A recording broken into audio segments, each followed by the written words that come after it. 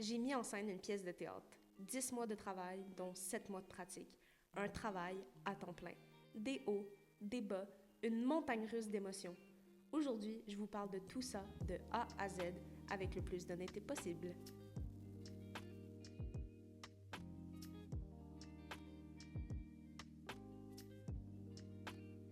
Bonjour à tous, bienvenue dans ce 5e et dernier épisode du procès Le Making of. Aujourd'hui, on va parler des dernières répétitions, les enchaînements, le retour des vacances.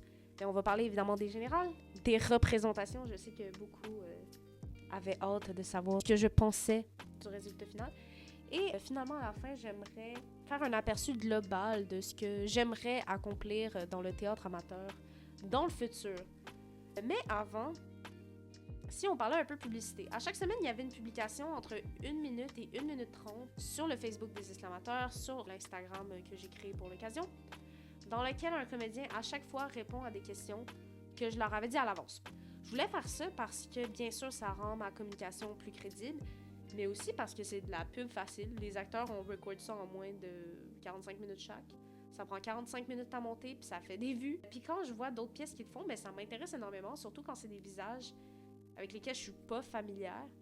Ce qui est le cas, comme je l'ai dit dans le premier épisode, beaucoup d'acteurs de ma production, c'est pas des habitués des Islamateurs ou du théâtre amateur en général. Voici les questions auxquelles les acteurs et les actrices répondaient. Ben déjà, ils disaient leur nom, leur rôle, ce qu'ils aimaient ou ce qu'ils trouvaient challengeant dans leur rôle, justement. La raison pourquoi ils ont embarqué dans le projet. Certains disaient des anecdotes de pratique, d'autres expliquaient pourquoi ils faisaient du théâtre, et certains ont même expliqué leur approche, soit au roman d'origine ou leur approche par rapport au film.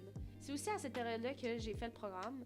Certains pouvaient trouver qu'il était un peu long, mais selon moi, il n'y avait pas une information qui était pas nécessaire.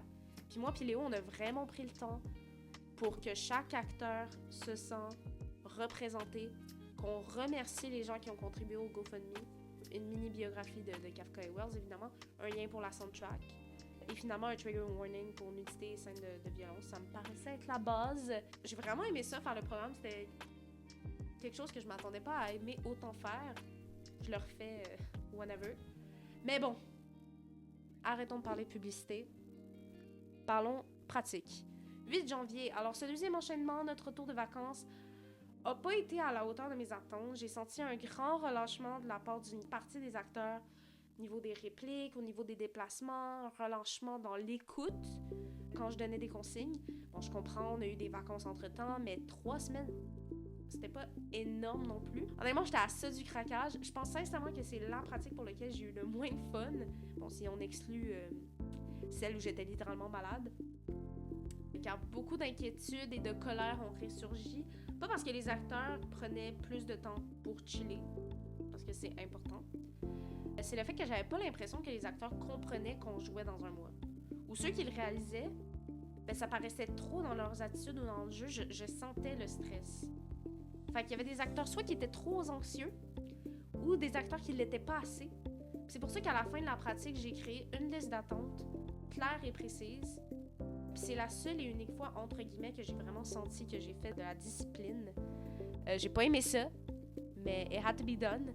Puis je voulais vous partager le fameux texte avec toutes les attentes que j'ai écrites. Ben déjà, j'avais écrit « Je m'attends que le texte soit su. Je m'attends à ce que les changements de décor soient su. Je m'attends à ce que vous arrivez à 18h, sauf si vous me prévenez à l'avance. Restez attentif en coulisses, aka pas de téléphone. Je m'attends à ce que vous vendez des billets et j'ai précisé que c'est la dernière fois que je faisais un rappel par rapport à ça. Je m'attendais à ce que mes messages soient lus de manière fréquente. Je m'attends à ce qu'il y ait un sentiment de collaboration. Donc, qu'on me pose pas juste des questions à moi, qu'on pose des questions aux autres. Et je m'attendais à ce qu'on joue vraiment comme si on jouait devant des gens. Le 15 janvier, pour cette pratique et celle qui va suivre, on a eu la chance de pratiquer dans la salle Paul Bissonnot, qui est l'endroit où on va pratiquer notre projet final en février. Au départ, je voulais qu'on fasse un premier enchaînement, puis ensuite travailler sur les changements de décor pour qu'Olivier, qui n'a aucun changement de décor, puisse se reposer et partir plus tard, surtout que son enfant était présent ce soir-là. Mais au final, après que moi et les comédiens, on s'est rendu compte qu'il était impossible de continuer l'enchaînement sans définir les changements de décor, on a décidé que la pratique allait se focus presque uniquement là-dessus. Un grand imprévu, c'est que les cubes qui servaient tout au long de la pièce pour le lit de Joseph, celui d'Auguste, celui de Mademoiselle Borsner, puis pour la plateforme du juge, ben, ils fitaient pas dans les coulisses, puis ça m'avait beaucoup inquiété. Sur le coup, ça a changé tout ce que j'avais en tête en tant que metteur en scène. C'était too much que j'ai dû prendre un break pour respirer. Et pendant ce temps-là, Vincent a proposé que les cubes restent sur scène en tout temps, mais qu'ils restent près du rideau de fond quand ils sont pas utilisés. Comme ça, ils se font un peu dans la masse. Au début, j'étais un peu réticente à l'idée parce que j'avais peur que quelqu'un se blesse. Mais je me suis rendu compte que s'il restait en coulisses, il y aurait encore plus de chances de blessure par manque de lumière. Bref, on s'est surtout focus sur les changements de décor, même si c'était pas à la base dans le plan de match. À part au début, quand j'ai dû m'éloigner pour prendre une pause pour respirer, je trouve que j'ai bien géré la situation. 22 janvier, le 22 janvier, comme je l'ai dit plus tôt, c'était aussi à la salle Paul Bissonnot. Et c'était la première pratique où je ne soufflais plus le texte quand quelqu'un s'en souvenait plus. Et c'est réellement cette pratique-là que j'ai senti que les attentes que j'avais imposées, entre guillemets, 2 semaines avant, avaient réellement été respectées. Je sais que beaucoup d'acteurs ont fait des italiennes pour se préparer. Les 30 premières minutes ont servi à mémoriser une dernière fois les changements de décor qu'on avait placés la semaine précédente. Puis ensuite, on a enchaîné la pièce, puis c'est à ce moment-là que j'ai vraiment senti qu'on avait un bon show. Après la pratique, on est allé célébrer au Café Campus avec quelques comédiens. Et bon, ce podcast, il est pas là pour dire des potins, mais c'est pendant cette soirée-là que j'ai eu un véritable coup de foudre, un crush pour l'une des actrices, à savoir celle qui jouait Maria, Eva. Ces sentiments-là, ils ont grandi. Puis c'était vraiment difficile à garder pour moi lors des représentations. Puis c'était difficile à cacher aussi. Même si à partir de cette soirée-là, c'était pas mal évident, je vais pas vous le cacher. Aujourd'hui, on est en couple. Au moment où j'enregistre, ça fait un peu plus d'1 mois qu'on sort ensemble, presque 2. C'est fou à quel point, qu'en faisant du théâtre, on peut faire de belles et importantes rencontres. Bon, je vais pas en parler plus que ça, parce que c'est pas le sujet, malgré qu'Eva joue dans le procès. Mais je voulais juste montrer le fait qu'une mise en scène, ça prend beaucoup plus de place dans notre vie, même notre vie personnelle, que prévu, et que je suis très reconnaissante des rencontres que j'ai pu faire lors de cette aventure. Donc continuons, 29 janvier. 29 janvier, c'était notre dernier roulage. Et honnêtement, j'ai pas grand-chose à dire sur le sujet de cette dernière répétition. La moitié de celle-ci, Mimi était là pour réviser, ce qu'elle n'avait pas eu le temps de faire en octobre lors de la fin de semaine intensive. Fait que vraiment, cette pratique-là, je l'ai pris relax. Elle a peaufiné la scène de torture. Elle a rajouté des éléments sonores pendant la scène de baiser entre Joseph et Lena. Elle a demandé aux autres comédiens d'attendre à l'extérieur, dont moi. Puis c'était vraiment drôle de discuter à faible volume, faire des blagues, pas se prendre au sérieux. Puis c'est aussi pendant ce temps-là que j'ai enregistré le fameux message d'entrée en salle qui est dit par Pierre. À la base, je voulais le faire, mais je trouvais ça drôle que ce soit le personnage aussi excentrique qu'Auguste qui est celui qui accueille le public le soir des représentations. Je suis vraiment allée à cette dernière pratique avec la mentalité de j'y vais pour observer des derniers petits détails, mais si ça foire, j'aurais fait de mon mieux. Puis j'ai profité de ma dernière pratique en tant que metteur en scène pour vibrer avec les acteurs. Je voulais juste profiter du dernier moment chill avant leur rush que pouvaient être les générales. Et je voulais laisser de la place aussi pour Charlotte et Evelyne lors de ce dernier roulage-là pour imposer leur idée d'éclairage, imposer leurs idées liées au son. Puis laisser aussi de la place à Antoine de trouver les derniers détails à améliorer pour passer vraiment d'un travail génial à mémorable. Qu'est-ce que je pourrais dire d'autre? Quand je suis arrivée chez moi ce soir-là, j'ai vraiment senti une grande pression qui est partie de mes épaules. Et qu'est-ce que j'ai fait ce soir-là aussi? Finalement, j'ai fait un document qui aurait servi à économiser du temps lors du démontage des décors en donnant des responsabilités à tous et chacun, mais en fin de compte, on l'a pas tant utilisé que ça. 1er février, générale technique, 1er février. Et c'est, selon moi, la meilleure générale que j'ai pu vivre, incluant lorsque j'étais actrice, école et théâtre amateur inclus. Je pense que c'est le cas car énormément d'efforts ont été mis beforehand, tout d'abord par Charlotte et Evelyne. Vraiment chapeau les filles qui sont venues à chaque répétition au retour des vacances et le fait que j'avais vraiment donné un horaire détaillé de ce qu'on allait faire lors de la générale aux comédiens. Encore une fois, une pré-production intense pour une production plus chill. 14h à 22h, tout le monde était là. Break de 15 minutes à 16h, le souper à 18h. Bon, jusqu'à 17h, les acteurs, ils ont rien foutu. Mais je voulais qu'ils soient là quand même, car je voulais qu'Antoine pratique pour la dernière fois certaines scènes avec eux, puis évidemment pour socialiser. Je leur avais prévenu d'apporter des choses pour se divertir. Certaines personnes ont apporté des livres, d'autres ont fait des italiennes, d'autres ont fait des quiz. C'était vraiment le fun. Vraiment, j'ai aucun mérite pour cette journée-là. C'est vraiment Charlotte et Evelyne qui ont tout fait lors des 3 premières heures. Ensuite, de 17h à 18h, puis ensuite de 18h45 à 22h, on a fait une générale technique. On n'a pas eu le temps de faire toutes les scènes.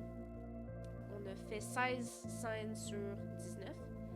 Pour ceux qui savent pas c'est quoi une générale technique, j'en parle depuis tantôt, j'ai pas précisé c'était quoi. C'est une générale où on se focus pas sur le jeu, mais uniquement sur les placements par rapport à la musique, à l'éclairage, les costumes, le maquillage. Ma place en cette soirée était simplement de valider ou non, mettre mon doigt de veto au choix du comité technique. J'aime les générales vraiment car c'est vraiment le moment pour les comédiens de socialiser. C'est long quand ça va mal, mais c'est long et fun quand ça va bien. Puis je pense que c'était le cas ici. Bon, je parle pour moi, j'étais pas dans les coulisses avec les comédiens, si ça se trouve, ils se faisaient chier. Mais c'est aussi à ce moment-là que j'ai vraiment ressenti que les acteurs qui étaient stressés lors des derniers enchaînements ont enfin décompressé. Certains me l'ont avoué, mais je pense notamment à Olivier qui me l'a littéralement dit mot pour mot, qui voyait vraiment les générales comme un endroit pour libérer le stress et juste avoir du fun. Mais même ceux qui me l'ont pas dit, j'ai senti ce switch-là. Je sais pas si ça fait du sens. J'avais l'impression d'être un peu la directrice d'une garderie, mais des enfants très polis. 2 février, le lendemain, continuation de la générale, 17h à 22h cette fois-ci. Première partie, 17h à 19h. On a placé les 3 scènes qui nous manquaient. Je vous avoue, la dernière, on a eu beaucoup de galères. Il y avait beaucoup de jeux de lumière. Ensuite, on a fait un enchaînement comme si c'était le jour J. Honnêtement, j'aurais été très satisfaite si on l'avait présenté ainsi. 3 personnes qui pouvaient pas voir le spectacle sont venues cette journée-là pour être notre premier public, mais aussi pour nous donner des commentaires de dernière minute. Très, très, très contente. Quelque chose que j'ai oublié de mentionner plus tôt est, je peux pas croire que j'ai oublié de le dire, c'est qu'une semaine avant notre première représentation, le CA des Islamateurs nous a annoncé que la vente de billets était assez concluante pour faire une supplémentaire. D'un côté, j'étais méga heureuse, c'était une preuve de l'accomplissement de mon travail et de l'intérêt des gens, mais d'un autre côté, c'était encore une grande responsabilité de trouver une date en moins de 24 heures et de savoir que notre première soirée serait pas sold out comme l'étaient les 3 autres. Donc oui, je suis contente, puis je pense que ça a permis aux acteurs d'expérimenter leur personnage un soir de plus. Parlons représentation. Représentation du 5 février. Le jeudi, ça a été by far le soir le plus catastrophique. Est-ce que c'est la malédiction de la deuxième? En vrai, je sais pas. Je vais pas expliquer tout ce qui s'est mal passé parce que franchement, on serait ici pendant des heures. Mais si je devais résumer rapidement, c'est beaucoup d'oubli de texte, décors mal placés, exemple la structure de journaux qui était trop près du lit, qui faisait que les personnages dans la chambre de Gus étaient encore plus sur place et collés qu'ils l'étaient déjà. Des accessoires manquants, je pense à la fameuse flasque que Joseph boit à un moment donné. Troisièmement, un changement de décor qui était complètement plongé dans le noir, ce qui aurait pu causer une blessure assez importante chez Monsieur le juge. Bref, quand je suis arrivée chez moi, j'étais pas dans le meilleur des moods, je vais pas vous le cacher. J'étais un peu dégoûtée parce qu'il y avait beaucoup de gens de barre oblique qui étaient là cette journée-là. Mais j'ai pris la situation en main en textant quelques acteurs pour que ces erreurs ne se reproduisent pas les 2 prochains soirs. Fait que ça, c'était pour le jeudi. Le vendredi, le 6 février, la journée de la captation. Journée très importante pour moi aussi car c'était le soir où le plus de gens que je connaissais étaient présents. Notamment mon papa que je voulais vraiment impressionner. D'autres personnes que je voulais show off. Ce sont beaucoup de personnes avec qui j'ai fait des pièces par le passé. Aux Islamateurs, puis la troupe Arboretum qui a performé dans la pièce La Divine Illusion qui est probablement la pièce de théâtre amateur que j'ai le plus appréciée. Je suis tellement contente que by far ce soit la meilleure. Presque tout était parfait. C'était le soir où les changements de décor étaient les plus fluides. Bon, Fred s'est bêché avec un drap, puis Olivier a brisé le couteau. Mais les intentions étaient bien véhiculées. Selon moi, le public était super réceptif. Je suis vraiment contente que c'est la journée qu'on présente aux gens qui n'ont pas pu venir grâce au fabuleux travail d'Antoine à la captation. 7 février, dernière représentation. Je sais que les autres productions longues des esclavateurs ont mis leur samedi en après-midi. J'ai jamais fait de pièce en après-midi. Puis je voulais pas rajouter une nouvelle expérience à celle déjà présente dans le processus, donc c'est pour ça que je l'ai fait le soir. Mais contrairement aux autres soirs, là, je ressentais de la nostalgie. Je me disais, c'est la dernière fois que je vais voir Olivier dire cette réplique-là. C'est la dernière fois que je vais voir l'alchimie de l'inspecteur et du brigadier. Puis c'est la dernière fois que je vais entendre cette musique-là dans cette condition-là. Plein d'autres choses, vous comprenez. Quand c'était mon tour de monter sur scène, j'ai fondu en larmes. C'était comme si tout le poids de tout ce que j'avais vécu était parti en un claquement de doigts. C'était vraiment une claque. Daniel et Eva sont venus me porter des chocolats à un cadre avec une image de moi, puis toute l'équipe, on a salué pour une dernière fois. Je suis allée en coulisses, puis je savais pas que c'était possible, mais j'ai fondu encore plus en larmes. Je pouvais pas rester debout. J'ai pas beaucoup de souvenirs de ce moment-là, honnêtement. Je me souviens juste de Marie-Lou, Eva, qui était en coulisses avec moi, Pierre Romain, qui était un peu plus éloigné, qui était tout aussi ému que moi. Mais bon, après une bonne dernière, un bon démontage. La moitié de la gang s'est chargée de démonter les lits, et l'autre partie s'est occupée de trier les accessoires, démonter les structures de journaux. Moi, Olivier et Pierre, on a pris tous les décors non démontables, on les a apportés à mon appartement, puis ensuite on s'est réunis chez Mélanie. On a jasé de tout et de rien, débat sur l'UQAM, sur la pièce en elle-même. J'ai appris à la dernière qui se sont prank. L'une des dernières choses qu'on a fait, c'est de participer au trend 2026 versus 2016, c'est-à-dire montrer des photos de nous il y a 10 ans. Puis c'était cool de voir à quel point les gens se ressemblaient ou se ressemblaient pas en 2016. Même juste voir les différences de certaines personnes de quand on a commencé le procès versus quand on l'a terminé. Ça m'a fait quelque chose. Vers 3h du matin, je pense, honnêtement je m'en souviens plus, j'ai quitté l'appartement de Mélanie en me pétant la gueule dans l'escalier parce qu'en plus elle m'avait dit de faire attention. C'était formidable.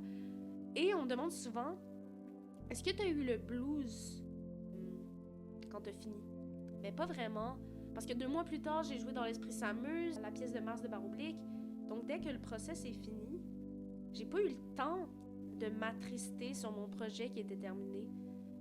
Je pense que quand l'épisode 5 du Making of sera sorti, quand j'aurai le feedback des gens sur le Making of, j'aurai vraiment la dépression d'après-pièce, mais pour l'instant, ça va. Maintenant, parlons des commentaires des gens. On parle beaucoup de comment moi j'ai vécu le projet, comment j'ai trouvé chaque scène et la pièce en général, mais qu'est-ce que le public en a pensé? J'ai fait un condensé de toutes les critiques, à la fois positives et négatives, que j'ai pu avoir. Et voici, commençons par les points négatifs. J'en ai sélectionné 3, ceux qui sont le plus revenus. Tout d'abord, la critique qui est revenue le plus souvent, c'était la nécessité d'avoir Mademoiselle Borsnor à moitié nue sur scène pendant une longue période de temps. Je regrette pas de l'avoir fait, car ça fit avec son personnage et sa personnalité selon moi. Ça m'a beaucoup questionné sur les raisons pour lesquelles les gens trouvaient ça malaisant pour un personnage féminin à moitié à poil, mais pas Joseph, un personnage masculin, bref.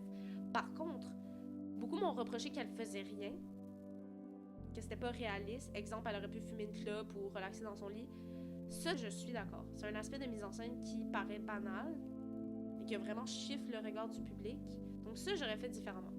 Ensuite, deuxième critique que j'ai eue, certaines scènes, notamment celles qui étaient chez l'avocat, sont très restreintes dans l'espace à cause des décors, mais aussi à cause de mes idées de mise en scène. En fait, surtout à cause de mes idées de mise en scène, ce qui a comme conséquence d'amoindrir les mouvements des comédiens.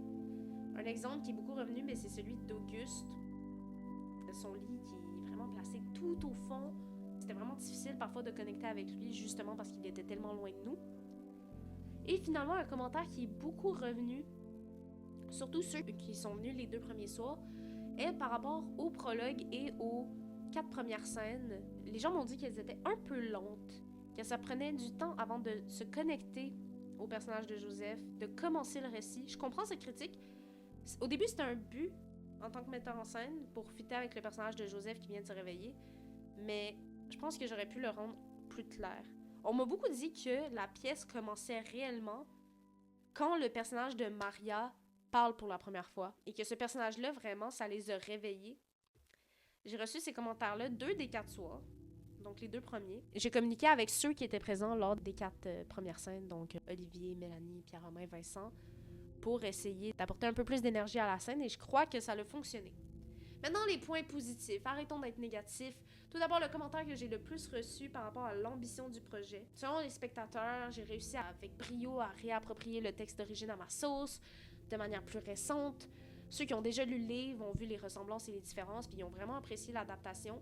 Puis ceux qui n'ont jamais lu le livre ou vu le film ont envie de découvrir cet univers-là, ce qui était l'un de mes objectifs. Ensuite, puis ça, je m'attendais pas du tout à ça, c'est que les gens ont trouvé les changements de décor fous, efficaces, rapides, avec des belles chansons pour les accompagner, même si certaines personnes m'ont dit que les chansons auraient pu être un peu plus fortes, à la fois minimalistes et grandioses. Oui, j'ai eu ce mot-là, grandiose. Moi qui galérais lors de la générale à savoir où positionner chaque élément de décor en coulisses, ça m'a fait plaisir de voir que j'ai réussi. Et j'ai eu énormément de compliments sur chacun des personnages, leurs caractéristiques physiques, psychologiques, leur interprétation. Je pense notamment que beaucoup de personnes ont été impressionnées par les nouveaux au sein des islamateurs. Je pense au stoïcisme d'Emmanuel en tant que juge, qui a fait peur à plus d'un, ça je m'attendais pas à ça. L'énergie que Eva a pu apporter sur scène, Anna qui en a envoûté plus qu'un avec les deux faces de son personnage. Les gens étaient contents de redécouvrir certains acteurs souvent présents aux exclamateurs, mais surtout de découvrir de nouveaux visages. Pour les deux derniers commentaires positifs, on va se focus sur les scènes que les gens ont le plus appréciées. La première, c'est la scène de torture. En tant que public habitué des exclamateurs, voir Vincent habillé ainsi, je pense que ça en a choqué plusieurs. Donc au début, les gens riaient parce que « Ah, Vincent habillé en BDSM », mais dès que la douleur et la peur étaient présentes sur son visage, les rires, ils ont vraiment été remplacés par un malaise. Puis je suis tellement contente que ce soit le cas. Et la deuxième scène la plus appréciée, c'est la scène 12, celle dans le labyrinthe avec les capuches. Déjà, on m'a fait remarquer que c'est rare de voir une scène comme ça au théâtre, que le minimalisme des costumes, c'était vraiment cool, et qu'on se sentait suffoqué, comme le personnage principal. J'ai eu tellement de misère à mettre cette séquence-là en scène, ça m'a fait du bien de recevoir les compliments que je, entre guillemets, mérite. Après tous ces épisodes, tous ces paragraphes, toutes ces longues minutes à vous jaser, si ça se trouve, je parle à personne en ce moment. Qu'est-ce que je peux en tirer de cette expérience-là d'un point de vue carrière, social, émotionnel? Beaucoup de choses. Tout d'abord, j'ai énormément appris de comment faire une bonne mise en scène, comment forger une bonne équipe, comment adapter mon comportement dépendamment de l'acteur à qui je parle, comment faire une bonne adaptation, puis plus tard, comment gérer mon temps. Ça a confirmé mon envie d'en faire possiblement une carrière un jour. Bon, ma petite histoire l'avait déjà confirmé, mais là, je savais que cette forme d'art est bel et bien pour moi. Quand j'ai commencé le cégep, je savais que je voulais travailler dans le monde de l'art, mais pas exactement ce que je voulais faire, même quel type d'art avec lequel je voulais expérimenter. Mais le procès confirme ce qui est fait pour moi, c'est la mise en scène, c'est le contact humain, c'est la compréhension d'un texte. Cette expérience-là m'a convaincue aussi de faire les éditions en mise en scène pour l'ENT. Bon, j'ai pas été sélectionnée, mais ça m'a pas démotivée pour essayer l'année prochaine, voire essayer les éditions du conservatoire. Who knows? Mais j'ai aussi appris comment gérer mes émotions, écouter mes limites, laisser reposer mon impulsivité, tourner ma langue 7 fois avant de parler, écouter les autres artistes qui sont impliqués.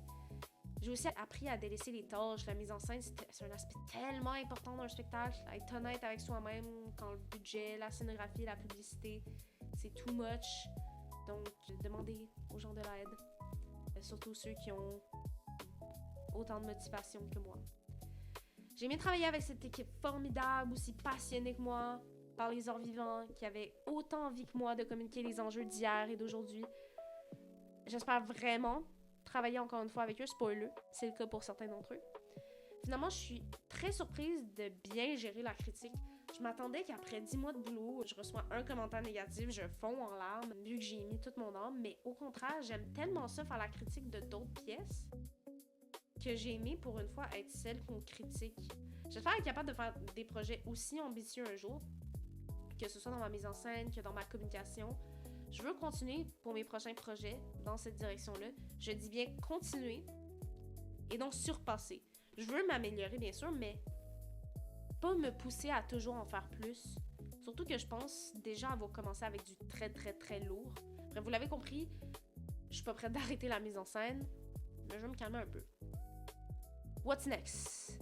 D'octobre 2026 à février 2027, je serai en metteur en scène de la prochaine mise en scène de Barre Oblique, mon projet chouchou, celui que je voulais adapter à la base, à savoir le film Yannick. Je veux faire à l'opposé du procès. Une comédie, un texte moderne, peu de scénos, des cues de lumière sonores vraiment minimalistes, pas faire d'audition. Et en même temps, prendre en considération ce que j'ai aimé sur le processus dramaturgique, les rencontres individuelles, comment les pratiques elles-mêmes ont lieu, et le reproduire ici. La particularité de cette pièce-là, c'est qu'elle est immersive, donc il faut prendre en considération la réaction du public. C'est pour ça que je voulais cette fois-ci avoir un co-metteur en scène qui m'aide à se mettre à la place du public, dans le fond. C'est pour ça que Léo, qui, je rappelle, était le scénographe, et mon aide à la publicité sur le procès, il m'épaule sur cette adaptation-là. Pour ce projet, je veux travailler avec des personnes que j'aime, des personnes avec une énergie aussi vibrante que la mienne. Puis c'est évidemment, c'est pour ça que j'ai choisi Léo. Puis je veux pas faire la meuf égocentrique, mais je souhaite vraiment donner la chance à quelqu'un de jeune comme moi, quelqu'un avec autant d'ambition que moi, à savoir Léo, d'expérimenter à la mise en scène. J'aimerais cette année faire moins de projets, peut-être en faire 2 ou 3 plutôt que 5, comme j'ai pu le faire cette saison-ci. Déjà parce que c'est ma dernière année universitaire, donc j'aimerais ça me concentrer sur mes notes, sur mon futur. Donc mon premier projet de l'année sera Yannick. J'aimerais ça jouer dans une pièce des Exclamateurs peut-être, qui sait. Beaucoup des pitchs m'ont intéressé. Ou aider quelconque projet, soit en tant qu'actrice ou en tant que metteur en scène. Finalement, j'aimerais écrire un projet aussi connu dans l'histoire de la littérature du 20e siècle que le procès, à savoir L'Attrape-Cœur, Catcher in the Rye. C'est un roman qui m'a marqué au début de mes années universitaires. Comme Kafka, c'est rare de voir une adaptation de cet auteur-là sur scène, malgré la popularité du roman. Mais pour ça, je veux prendre le temps pour comprendre le texte, faire des recherches, en faire une version qui est chère à mes yeux. Je vais prendre tout le temps qu'il me faut cette année pour le faire. J'ai déjà un peu commencé. J'ai d'autres projets dans mes tiroirs, comme une adaptation d'une web-série que j'aime bien, une adaptation d'un livre qui m'a terrifiée pendant mon enfance. J'ai aussi envie d'apprendre comment gérer un budget, pas juste pour ma vie personnelle, mais aussi pour d'autres productions théâtrales. Comment gérer la technique d'un show pour ajouter une corde à mon arc. J'aimerais aussi peut-être, pas cette année, mais au moins y penser, organiser un grading de films. On peut l'oublier vu que je parle beaucoup de théâtre, mais le cinéma me passionne tout autant. C'est toujours quelque chose que j'ai voulu expérimenter vu que ça se rapproche de mes études. On verra bien ce que l'avenir me réserve pour cette prochaine saison. Est-ce que le procès est fini? Oui et non. Oui, car on le rejouera pas. Mais non, parce que de tout ce que j'ai appris, notamment en faisant ce making-of, c'est une preuve que cette œuvre, elle va rester avec moi encore longtemps. J'aimerais finir sur une note un peu plus sombre.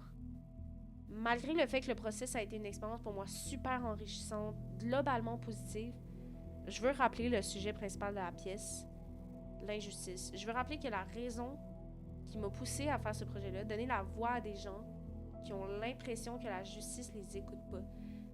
Donc j'aimerais finir sur des statistiques qui montrent que les véritables coupables sont pas jugés, alors que les victimes le sont. C'est un problème à l'époque de l'écriture du procès par Kafka dans les années 10, mais c'est encore un problème plus de 100 ans plus tard. Mais c'est pas à moi de vous le dire, c'est aux comédiens. Au Québec, en 2022, 11 904 infractions sexuelles ont été rapportées par la police. Entre 2015 et 2019, seulement 22% des agressions sexuelles déclarées par la police ont été portées devant les tribunaux et un peu moins de la moitié, soit 48% de celles-ci, ont mené à un verdict de culpabilité. Le reste se soldant par des acquittements ou des retraits de l'affaire. Au Canada, les personnes de minorité sexuelle sont près de 3 fois plus susceptibles de subir de la violence. Les personnes transgenres et bispirituelles au Canada sont particulièrement exposées, avec 33% et 32% respectivement ayant subi de la violence physique ou sexuelle. Les jeunes LGBT victimes d'intimidation sont 2 fois plus susceptibles de rapporter une mauvaise santé mentale, 33%, par rapport aux autres, 16%. La fortune mondiale est marquée par une concentration extrême. Le 1% le plus riche détient de 43 à 50% des richesses mondiales. Les pays du Sud global ne détiennent que 31% des richesses alors qu'ils représentent 79% de la population de la planète. Elon Musk, l'homme le plus riche du monde, a une fortune qui s'élève à 840 milliards de dollars. 45% des Canadiens racisés de 15 ans et plus ont vécu au moins un incident de discrimination. Les personnes noires sont 2 fois plus susceptibles de vivre de la discrimination lors de la recherche d'un logement.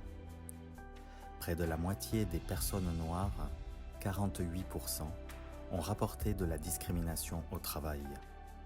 Plus de la moitié des immigrants, 53%, victimes de crimes violents, n'ont pas signalé l'incident à la police. Et 55% de ceux qui l'ont fait étaient insatisfaits de la réponse.